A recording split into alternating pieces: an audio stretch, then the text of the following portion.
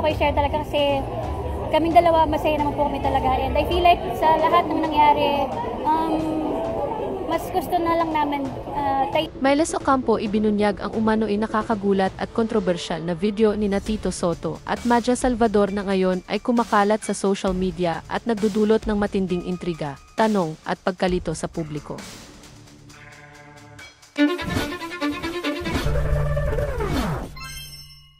Mas lalong umiinit at lumalalim ang kontrobersyang kinasasangkutan ng tatlong kilalang personalidad sa showbiz at politika, sina Miles Ocampo, Tito Sotto, at Maja Salvador. Mula sa simpleng chismis, ang issue ay lumobo at naging isang malawak na viral topic na pinagdedebatihan ng mga netizens, vloggers, showbiz analysts, at maging ilang personalidad online. Ang balitang umano ay pagkakadawit ni Sotto at Salvador sa isang sensitibo at kontrobersyal na video na sinasabing matagal ng hawak ni Miles Ocampo ay naging malaking usapin sa publiko. Ngunit hanggang ngayon, nananatili pa ring palaisipan ang tunay na nilalaman at katotohanan nito. Ayon sa mga kumakalat na ulat, matagal na raw hawak ng aktres na si Miles ang nasabing video, ngunit ngayon lamang ito pinupuksa ng publiko. May ilang nagsasabing posibleng emosyon at pagkapuno ang nagtulak sa kanya upang palutangin ang issue dahil umano sa mga di kanais-nais na mensahe, panghuhusga at pambabatikos na natanggap niya sa social media. Bagamat walang direktang kumpirmasyon mula kay Miles, malaki ang naging dating ng kanyang cryptic post na "Truth will always come out" na tila nagpasabog ng mas maraming tanong kaysa sagot. Pinag-uusapan din ang posibilidad na hindi lang simpleng video ang sangkot, kundi maaaring may mas malalim na issue, emosyonal, personal, o profesional na dahilan sa likod ng kontrobersya. May ilang online commentators ang nagsabing maaaring konektado ito sa mga dating trabaho, network politics, o personal na alitan sa loob ng industriya. May ilan ding nagsasabing baka ito ay bahagi lamang ng panibagong blind item na pinalalaki lang ng social media. Gayunpaman, kahit walang malinaw na ebidensya, patuloy ang pag-ikot ng mga haka-hakang nag-ugnay sa tatlong personalidad. Samantala, nananatiling tahimik ang panig ni Tito Sotto. Bagamat dati nang sanay sa mga hamon ng publiko bilang dating senador at TV host, mas pinili niya sa pagkakataong ito ang hindi magsalita. Ang kanyang imaheng maimpluwensya at respetado sa politika at entertainment industry ay nagiging dahilan kung bakit maraming taga-suporta ang naniniwalang walang katotohanan ang issue. Ngunit sa kabilang banda, may mga netizens din na naniniwalang mas makabubuti kung magsasalita siya upang tapusin na ang kontrobersya. Si Maja Salvador naman ay tila mas pinili ang pananahimik at pag-iwas sa gulo, habang lumalaki ang kontrobersyang iniugnay sa kanyang pangalan. Ayon sa ilang malapit na source, labis umano ang pagkagulat ng aktres nang malaman niyang nadadamay siya sa kumakalat na issue, lalo pat nakatuon siya ngayon sa kanyang personal na buhay bilang may bahay, businesswoman at aktibong artista sa mga bagong proyekto.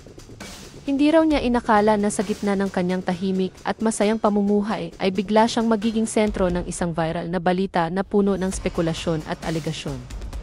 Dahil sa kanyang katahimikan at kawalan ng reaksyon, mas lalo tuloy naging misteryoso ang usapin at mas naging kaabang-abang para sa publiko ang anumang galaw o mensahe na posibleng manggaling sa kanya. Samantala, habang walang malinaw na kumpirmasyon mula sa tatlong personalidad, patuloy ang pag-usbong ng iba't ibang teorya. Sa TikTok, YouTube, Facebook, at Twitter, kaliwat kanan ang mga reaction videos, blind item discussions, edited clips, at haka-hakang patuloy na nagpapalala ng intriga. May mga netizens na naniniwala na gawa-gawa lamang ang balita. May nagsasabing bahagi ito ng isang mas malaking revelasyon na naghihintay lamang ng tamang oras upang lumabas. At mayroon ding naniniwalang may mga taong posibleng may personal o political agenda sa pagpapalutang ng naturang issue. Ang iba pa ay sinasabing maaaring ginagamit lang ang pangalan ng mga personalidad upang gumawa ng ingay, mag-viral o magkapera sa content. Habang dumadaloy ang balita, mas nagiging maingat ang ilang mga influencer at vloggers na dati ay agresibong nagbabahagi ng impormasyon tungkol sa video issue. Ang ilan ay nagpahayag na sila ay nagbabawas ng kwento o naglalagay ng disclaimer dahil sa posibilidad umanong mailegal na aksyon kung mapatunayang nakasisira ng reputasyon ang mga pinakakalat na detalye. Maging ang ilang abogado at legal experts ay nagpaalala sa publiko hinggil sa panganib ng cyber libel, identity misuse at paglabag sa Data Privacy Act.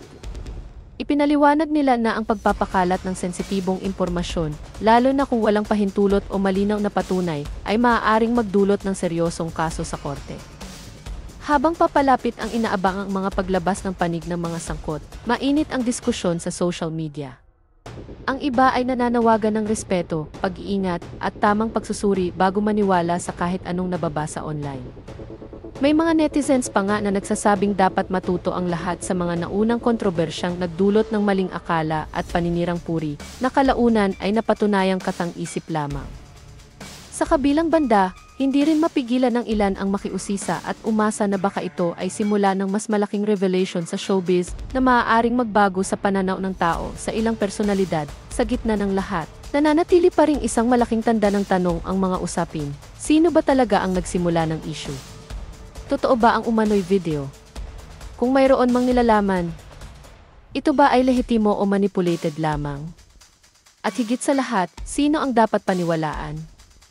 Habang walang opisyal na kumpirmasyon, patuloy na tumatagos ang mga haka-haka, at tila walang makapipigil sa pag-ikot ng balitang ito sa bawat sulok ng social media. Sa kasalukuyan, walang sinumang sangkot ang nagsasalita. Ngunit marami ang naghihintay. Maraming netizens ang naniniwalang darating ang tamang oras kung kailan mailalabas, may aamin, o may magbubunyag ng tunay na kwento. Pero habang wala pang malinaw na katotohanan, ang kontrobersya ay patuloy na lumalaki at tila hindi pa matatapos, hindi pa, hanggat walang nagsasalita, abangan ang susunod na kabanata. Dahil mukhang mas marami pang tanong ang darating kaysa sagot.